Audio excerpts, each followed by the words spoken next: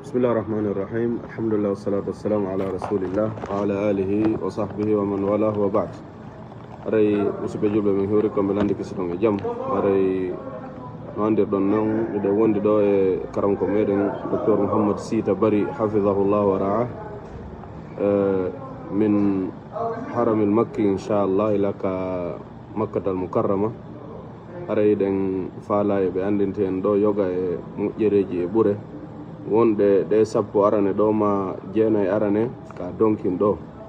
e yoga e ñawoje ko humodiri ɗum arede wiyana ɓe falyatafaddal mashkuran majura. Wassalamu aleykum. Aleykum salam wa rahmatullahi wa barakatuh.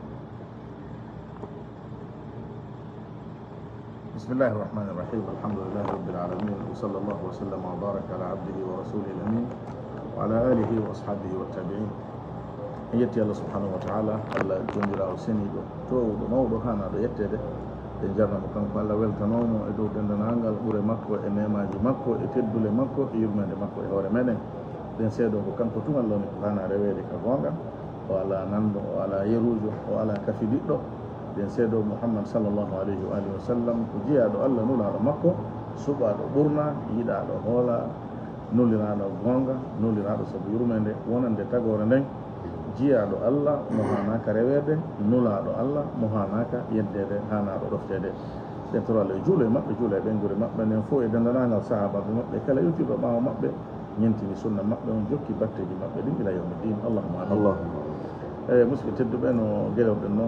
Oustaz Hadi jasallahu hayran ko rewɓini en waɗugol ngol konngol daɓɓol ɗo inchallah. nden to Allah yo Allah yoɓɓire en enen e makko fof joddi aljanna ko wonɗen yurde ɗo e ko wonɗen heɗade arsike en naftorgol kana ɓe udditani en ɗo toɓɓere himmude toɓɓere fewnditinde ko ɗowni ɗi ñalɗi sappo ƴewnuɗe natude muɗum ɗo gila janngo sabu hannde ka leydi Arabi Saoudite ɗo lewru mum yiyama ga e haray ko waɗi kon fof musidɓe tedduɓe no guelorɗen noon Allah tedduɗo to ɗon o tagay kala ko o faala tagude o suɓo e konko o tawi kadi ko o faala o ɓurna ɗum e hewre ko hedditi kon e tagode makko ɗen. Jomirawo seniɗo to ɗon wi wa rabbuka yahluqu ma yashau wa yahtar. joni maɗa hino taga konko yiɗi tagude o suɓo kadi e nder ɗum kala ko faala. haray mahagole ɗum Allah subhanahu wa taala on eno tagi ɗi lebbi ɗi annduɗen. Allah wi inna iddata shuhura inda Allah 12 shahra lebbi sappo e ɗiɗi kanko woni ko tagi ɗi e nder ɗi lebbi o suɓi e majji ko o faala e o suɓi kadi o hertini o serkiti ka suɓagol kadi ko o faala. kala hino tawa e ɗin lebbi ɗi o suɓi o mawnini e nder muɗum e lebbi ɗi waɗi ɗin ashhurul hurum ɗin lebbi ko lebbi nayyi juldandu e sabbordu donkin afwan ko sabbordu donkin e muharram kañum e lewru rajibi ndum ɗiɗo nayyi Allah suɓi kadi ɗo o waɗi ɗi ko ɗi lebbi hurum e nder ɗin kadi imo waɗi ɗiɗi e majji on wondude e juldandu ko lebbi hajju idan o waɗi ashhurul hajj ashhurul hurum ɗum noon no jeeya ko mari nden ngal ɓural ɗon e ngal teddungal ɗon lewru ndu wonde natude e muɗum ɗum ɗo ko ɗowni lewru donkin ɗum wonde fuɗɗade mum janngo inchallahu taala. haray Allah subahana taala ndu lewru ɗo o kindu teddungal ñanal e ngal ko ndu hawti e wano sabbordu donkin ɗum kono himo hertinira ndu himo hertiniri ndu teddungal goo ko ɗo woni ɓurnugol ɗi ñalɗi mayru sappo arani ɗo e dow dendanangal ñalɗi hitande nden fof. so wi hitande nden fof woɓɓe wiya hen joni yerli sumaye hino tawa e ko ɓuura ɗon e wiya hihi karam koɓe mbiri noon ñalɗi sappo donki arani ɗin no ɓuuri ñalɗi sumaye ɗin sappo majji fof hay sappo sakkiti ɗin ko ɓuuri koka jammaji sabu moftugol ɗi e laylatul qadri on jamma koddori on. amma min haytu ñalormaji ɗin ñalɗi sappo arani donkin ɗin mino ɓuuri ñalɗi hiɗani aduna o fof ko afdalu ayami dunia. hare noon ɗi ñalɗi ɗo laaɗo meɗen sallah sallam no joole maɓɓe tindingol ɗen ɓural ɗi ɓe maaki ma min ayamin al amalu salihu ahabbu fihinna ila llahi min hadihi al ashr. ɓe landa walal jihadu fi sabilillah laaɗo maaki walal jihadu fi sabilillah illa rajulum kharaja bi nafsihi wa malihi thumma lam yarji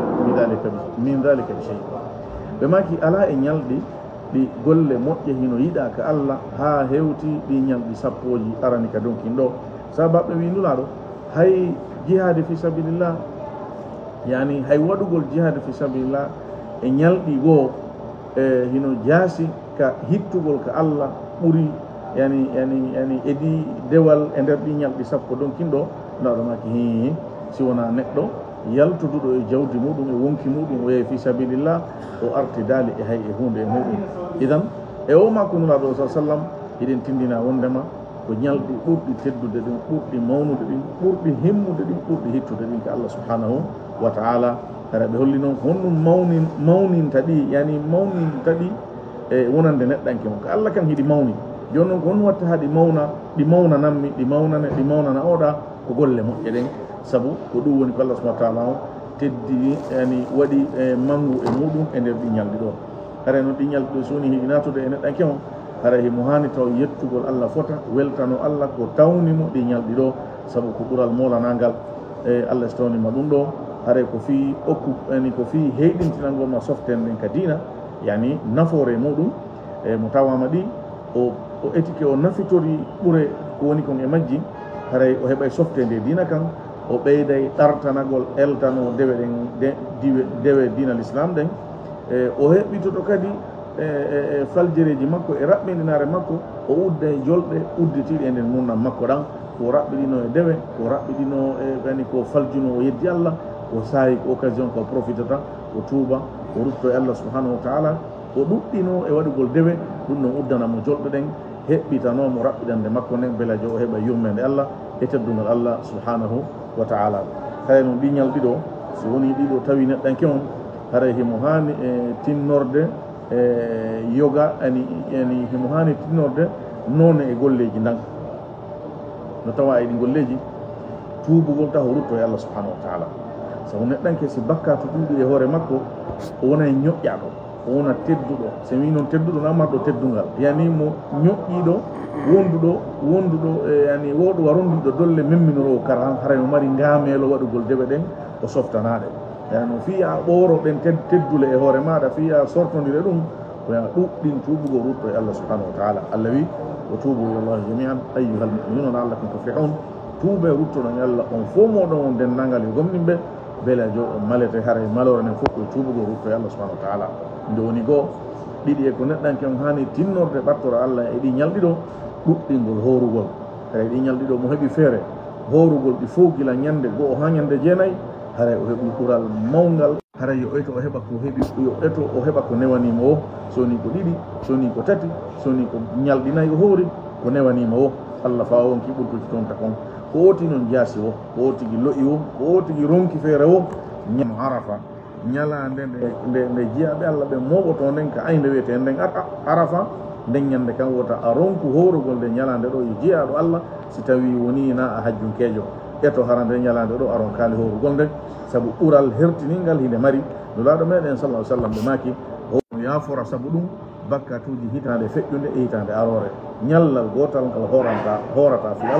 Allah yafoma bakkatuji maɗa hitande feƴƴude e hitande arore haray ko woni fanɗi kon fof neɗɗanken yo eto o heɓa horugol ngal ñallal ɗon ñalɗi hedditi ɗin o eto o heɓa buy so ɓeydi ko heeɓiɗi fof wallahi haray ɗum ɗo woni moƴƴere timmude sollutude rem amma ñalande sappa ɓera nden nden ɗum wona ñalande horetede ko ñalande iidi ko ñalande ñama yara ñalande fija jara ñalande yettugol Allah e jarnugol Allah e jantagol inde Allah subhanahu wa ta'ala idan tuubugo rutto ka Allah e ɗuɗɗingol korka kam mo jeeya ko neɗɗanke ko ɓartorto Allah e ɗi ñalɗi ɗo e ɗuɗɗingol sadakaji ɗin ɗuɗɗina moƴƴereji ɗin ɗuɗɗina yeƴƴitagol enɗam mum ɗan e kawte mum ɗen e ɓeygure muɗum ɗen ɗuɗɗina tokkugol yani jokkagol e mawɓe muɗum ɓen ɗigganaɓe e waɗana ɓe noone e moƴƴereji ko mari feere kon fof ɗum fof muɗum ko golleji ɗi neɗɗanke o ɗaɓɓiraɗi o yiɗana e nder ɗi ñalɗi sappo ɗo ina jeeya e ko Allah subahana taala ɓattorte e nder ɗi ñalɗi ɗo e hibbugol ƴiƴam ko ɗoni hettugol layyaji ɗin wonande on marɗo feere layya on no mari ñawoje muɗum inchallah si Allah newina ni en yewto e ñawore layya on ko yondire muɗum e konngol meɗen goo haray mo tawɗo no mari feere yo fiɓu annu e fen ɗo ittugol layya on haray noon hiɗen annintina wonande on anniɗo ittugol layya haray himo yiɗana wota o fembo wota o ittu peɗali makko ɗin gila ka lewru ndu naati ɗo o waɗoya ɗum ɗon gila ɓaawo o ittoyde e layya makko on haɗa no jeeya ko Allah subahana taala ɓattorte e nder ɗi ñalɗi ɗo ɗuɗɗingol naafugol e nder jammaji ɗen no jeeya e muɗum kadi ɗuɗɗingol jantagol inde Allah no joli e makko nulaɗo sallah sallam ɓayni ɓe yewti wondema ɗi ñalɗi ɗo ko ñalɗi ɗi Allah yiɗi golle moƴƴe e muɗum ɓuuri ñalɗi luttuɗin fof ɓe maki fa akthiru fihinna min altakbiri wattasbihi wattahmidi ɓe maki ɗuɗɗini e nder ɗi ñalɗi ɗo e mawningol Allah yani wigol Allahu akbar e subum hinangol Allah wigol subhanallah e yettugol Allah wigol alhamdulillah aray ɗi golleji ɗo ko yoga e golleji ɓurɗi himmude e golleji neɗɗo ɓuura rerɗinede ɓuura noddede yo wakkilo o rewira Allah e nder ɗi ñalɗi ɗo haɗa ɗi ñalɗi ɗo ko ñalɗi mawɗi no wirɗen noon sabu hiɗi mofti golleji dewe l'islam ɗen fof ko e nder ɗiɗo tun ɗum ɗon hawtodiri wono jantorɗen noon julde nden e korka kan e ngu hajju ngu jama on arata notagol farilla Allah e ittugol sadakaji e ɗuɗɗingol jantagol inde Allah haray ɗum ɗo no sarɗinago e nder hitande nden fof kono ka ɗiɗo hawtodiri e nder ñalɗi tawatno ɗum ɗon fof no sarɗina e nder ñalɗi ɗin ko sifa ɗi ñalɗi ɗo ɗi ñalɗi sappoji ɗo kay so Allah subhanahu wa ta'ala yo o tawni en ɗi yo newinan en e wurugol e majji numna tan o yiiɗi o yarli o warsika en ɓattolgol mo dewe dewe laaɓuɗe ɗe o jaɓanta en o yaforan en sabu muɗum bakkatuji meɗen o waɗen yimɓe malaɓe yimɓe natoɓe aljanna ɓe bakkatuji muɗum yaafa e arɓe hajjuɓe en toro Allah yo Allah newinan ɓe hajju mum jaɓana ɓe hajju mum ɓe arali ɓen en toro Allah yo Allah newinan ɓe ɓattolgol mo kanko Allah ko o yaforta ɓe o newinana ɓe argol hajju e nder duuɓi arayɗi ɗin hada wallahu alam wa sallallahu nabiyina Muhammad wa alihi wa sahbihi wa sallam walhamdulillahi rabbil alamin. Jazakumullah khairan docteur. Aray ɗo landal gotal no ari ɗo wonande arɗo ka hajju mamo wawali heɓugol feere muɗum ñande arafa on ko honɗum woodi e golleji ɗi o hertinana wonande arɗo ka hajju arɗo ka hajju mamo ala gas telle makka horugol e jantagol yani wonande arɗo hajju wonande mo arari nam amma wonande arɗo hajju haray nayi o hooru ñande arafa no laɗo sallam horano ñande arafa haray neɗɗanke on nayi o hooru tawi ko hajjunkejo fi honno fi yo heɓu doole daranagol dewal ngal daranagol golleji ɗin e ñande arafa jantagol inde Allah e toragol Allah haray wonande hajjunkejo on ñalande arafa nen no andirɗen noon so woni hewtama ɗon ko ɗo wona e ñallede fana e alansara juule hawtodire waɗe jammu takdim ka waktu fana juule ɗon hawtodire darɗe ɗiɗi yani ɗiɗi salmina fana darna waɗa ɗiɗi salmina alansara ɗum noon fof fiyo neɗɗanke on hettu tan on o heɓano o weddoda e Allah subhanahu wa taala e ɗum ɗo pooɗo en e yewtugol seeɗa fi ñalande arafa nde ñalande arafa wonande hajjunkejo on ko hajju munno laɗo maki sa sallam al hajju arafa ko hajju munno mo heeɓi arafa o heeɓi hajju saabu golleji luttuɗi fof no woodi no heɓɓitore si woni oti faljima o wuupi amma arafa on o wata heɓɓitade saabu ñallal ngal ko naatayngal ngal feƴƴe so woni ngal feƴƴi haray ɗum noon lutti kadi hitande aroɗo nden haray noon hajjunkejo on si woni o hewti ɗon o juuli fana e alansara jamɓu takdim wondude e jama julɓe ɓen haray hannde kadi ko ɗaɓɓu koye mum ka o weddo ko ɗum o wiyete daragol arafa no wona immagol daro gawre koyɗe wotti no wawi darade no wawi jooɗade no wawi soɓɓidade o ɗuɗɗina janngol alquran o ɗuɗɗina jantagol Allah o ɗuɗɗina du'a o holla Allah ande makko nden e bonnereji makko ɗin e faljireji makko ɗin guupi makko ɗin raɓɓinirare makko nden o weɓita ɗum Allah o weɓitana ɗum Allah noon hay hunde suuɗaki mo andi kono irragol bone muɗum ɗum tun taw ko toragol yaafuye oti watta ɗon noon toragol Allah yo yaafo ɗum yo yurmin ɗum o ɗuɗɗina toragol Allah moƴƴere arna e lahara no jeeyi ko hajjunkejo on ɗuɗɗinta ɗani ɗaɓɓira ɗuɗɗingol e nden ñalande ɗon wigol la ilaha illallah wahdahu la sharika lahu lahu lmulku wa lahu lhamdu wa ala kulli shay'in qadir nulaɗo maki sa sallam hayru du'ai du'a o yawmi arafa ko ɓuuri moƴƴude du'a ɗon fof ko du'a ñalande arafa nden ɓe maki ko ɓuuri moƴƴude nen ko ɓe wowli kamɓe annabaɓe attiɓe ɓen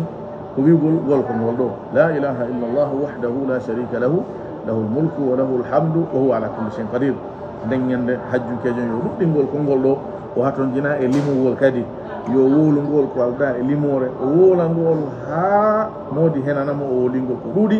hara ɓernde nden hino yaadi e ɗengal ngal e nder wowlugol ngol yani na hino wola hino welsidi ko hino wola hino so'a ko ngol konngol firi hino mawninirangol Allah hino so'i hoyende no yankidani Allah subhanahu wa taala nde hino jantongol wiwɗen noon o ɗuɗɗina toragol Allah subhanahu wa taala o ɗuɗɗina hollugol Allah ande makko nden o holla Allah bonnireji makko ɗin o holla Allah haton jingol mo e Allah subhanahu wa taala haton jingol mo yurmede Allah nden saabu deññande no lawɗo mayɗen sa sallam ɓe maaki ala e ñalande nde Allah yafoto jiyaɓɓen ha hewti ñande arafa deññande Allah subhanahu wa taala on o tippoto ha o ɓatto tagore nden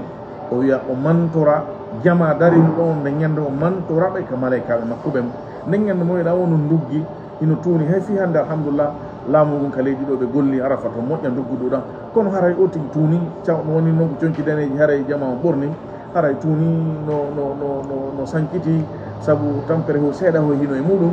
ko ɗon allah subahana taala o mantora on alhaali maɓɓe ɗuɓe malaikaɓe ɓe ndaareɓe ɓe ari ɗo hiɓe nduggi hiɓe sankiti ɓe ko honno faala allah no anndi ko ɓe faala hollu allah neññanɗo ɗon ko faalaɗa kon hay fi allah hino anndi ndare allah no mantore a jiyangel makko ngel o haton jina e muɗum o haton jina e dewal ma o haton jina e hay hunde maɗa ko woni haton jinde makko on allah kañum ko galo mo haton jina e hay e hunde ara neɗɗanke on wonande hajjunkejo on ko yo wakkilo e onone no jantoɗen ɗo ni amma taw ɗon wona hajjunkejo ara yom arafa no wiyirɗen noon ko ñalande hawretende ñalande nde nelaɗo sa sallam ɓe maki hinde allah no yafora sabu mere bakka to hitande feƴƴude e hitande arore bakka to duuɓi ɗiɗi subhanallah allah ko mawɗo allah ko galo allah ko dokko ɓen tora subahana taala yo okku e moƴƴere makko nen aray taw ɗon wona hajjunkejo ko o loyi wo ko o jaasi wo yo wakkilo ko fanɗi himme wo yo wakkilo nden ñalande ɗon o horande wo tan nden ɗon o ratunde fewu so rati nden ɗon haray o rati moƴƴere e nda o rati moƴƴere nden fof kono noon haray o rati moƴƴere mawde nde o wawata heɓɓitade saabu hitande si taw towimo arafa tawimo o hoori ko on arafa ɗon o hoori wona feƴƴude nden a wata hoorugol ñalɗi ɗiɗi e nder ñallal gotal haray tan neɗɗo on welsido wiwɗen noon wona nden ɗon tun yo wakkilo si o hoorali jeeneji ɗi fof yo eto o heɓa ko ɓuuri e ɗuɗude kon hara hino tawa e ɗum ñalade arafa nayi haray kon ɗo woni ko e ɓeydite ko yowdiri kon e arafa nam yo yoga e piiji ɗi tawata neɗɗo faalaɗo layyade no hani wadde neɗɗo layyoto ɗon kono jantorɗen noon haray mo añana nde o ittata peɗali makko ɗin nde o ittata sukunu makko ndun gila ka lewru ndun yalti gila ka lewru ndun yiya hande noon wiyama ga haray neɗɗanke on koye o woɗa ɗum ɗon saabu nandinagol e hajjunkeɓe ɓen andi hajjunkejo on gila ko hormini haray ɗum ɗon ko min mahdurat al ihram ko piiji ɗi o tongana kanko ino harmanimo amma an tawɗo on wona hajjunkejo anniɗo ittugol layya an harmanama kono noon haray oti hino añana ani ko oti no haɗande añugol karahatu yani man o tanzi aw karahatu tanzi haray himo añana hunden saabu yo nandino e hajjunkeɓe tawde ɓe nanda e golleji no tawa e muɗum jantagol inde allah no tawa e muɗum ɓiɗɗingol duwa no tawa e muɗum hirsugol e hibbangol allah ƴiƴam ɗiɗo fof ɓe nandi e muɗum ko nandino e maɓɓe telemma ɗon kadi amma wonande itto layya on toujours ɗuɗa toon hay hunde ko tongana ma ko o yamira ɗum ɗon woni ko o yiɗana yo waɗu yo woɗo ɗum ɗon ittugol sukunu makko nun so wi noon sukunu ndun ko ndu fof ndu ka hoore ndu ka lewnarki ndu ka ley wuddu e leyɗi ɗin fof ko ɓanndu makko e peɗal ɗin wona yo ittu so naara ɓittor ittugol wono o ari mbarnugol tawi ko ma ɗon ño'e joni noon ko ma sukunu ndun itte seeɗa ma ɗum feɗango makko sekkitike yer ittugol ngo ɓay haray ɗum no lorra saabu islam o lorra ala e muɗum allah wi wama jaala aleykum fi ddini min haraj wallahu alam jasakumllah khairan haray ko yowdiri kon e mummunte on layyete kon imma kon nagge ma ko ngeloba ma ko dammol haray ko ila duuɓi jelu woni ko happa ko noone hongol kadi watti ɗon kadi si tawi no woodi faaleteɓe kafugol ko honɗi kafete ko ila jelo woni ko ɓuri fanɗude kon ha ko ɓuri ɗuɗo kon hay tele makka layyeteɗi layyeteɗi ɗin ko e noneji nayyi ko e dammi ɗin ɗum ko beyi ɗin e baali ɗin kañum e nayyi ɗin kañum e gelodi ɗin koye ɗiɗo nayyi bahimatul anam nemora ɗin koye ɗiɗo layyete amma baalingi koye taw ko fanɗi kon fof ngi heeɓi lebbi jeego mbewma man koye taw ko fanɗi kon mba heeɓi hitande nagge ngen koye taw ngi heeɓi duuɓi tati ngeloba man koye taw heeɓi duuɓi joyi ko ɗum ɗo woni sartiji muɗum ɗin telen makka duuɓi haɗa noon hino watti ɗon yo taw ko mummum toon ko selluɗo wona laƴowo laƴal yani laƴande feeñude ko noon laƴande feeñude ko laƴande haɗore mummum toon jokkugol ɓimmoji muɗum ɗin ɗum no hare woni laƴande feeñude wona horikol ha yoori hara mbuso ala e muɗum wona taƴa nokkuwol ko ɓuri hara ko ɓuɗɗurɗo ko eno ɗum hino taƴi wona taƴa bukkol wol hara ko ɓuri ɗurde koye bukkol ngol e hino taƴi yo taw na ɗokkohol yani wona bunkol ko liyata ɗum ɗo fof ko ayibeji ɗi sharia o haɗi ɓay tun ko moƴƴere wonɗa e waɗude fi Allah koye taw koye ko ɓuri e moƴƴude ko waɗuɗa hara ala ella ala ayibe hay e hunde amma telen makko honno kafirte dammol kol woni mbewa woni baali ko fi'ade goto ɓeygure makko nden hara hino jokkimo e muɗum ɗum noon ko fi'ade goto neɗɗo noon so layyi kare ɓeygure makko nden hino jokkimo e muɗum amma nagge ngen ɗum ɗon hino wawi kafude ha jeɗɗo na noon be timma goto no wawi hirsude nagge layyo ɗum ɗon so tawi mo mari feere ɗiɗo no wawi hawtude tato no wawi hawtude nayo jow jeego jeɗɗo ko ha ɗon gueloba man kañum kadi wona noon ha jeɗɗo hino wawi hawtude ko hewta jeɗɗo hino sella goto hino sella si fawi e jeɗɗo haara ɗum ɗo wona layya haara ko sadaka ko ɓeyti nam jasakumllah khairan wono ɗumunde nden ka layyagol ko ila honde fuɗɗoto ko honde hattata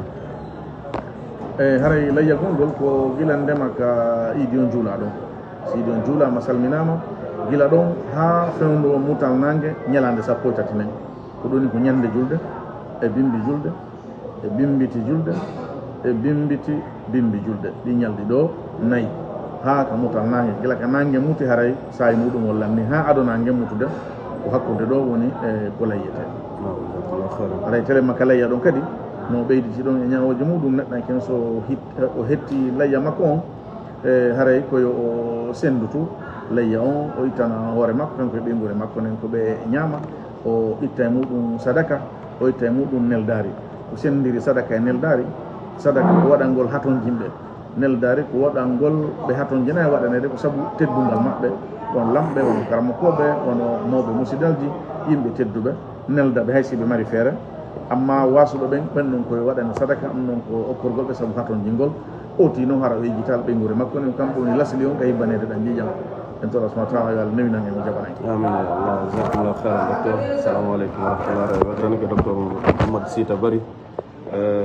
haray ɓe jabanike en ɗo lande ɗuɗuɗe ko yowdiri e ɗe sappo arane ɗo en jarniɓe ɗen tora Allah subhanahu wa ta'ala e waɗan ɓen doka mandake maɓɓe mawɗo ñande ɓe wawana hoore maɓɓe wa jazakumullahu anna wa anil islami khairan assalamu aleykum wa rahmatullahi wa barakatuh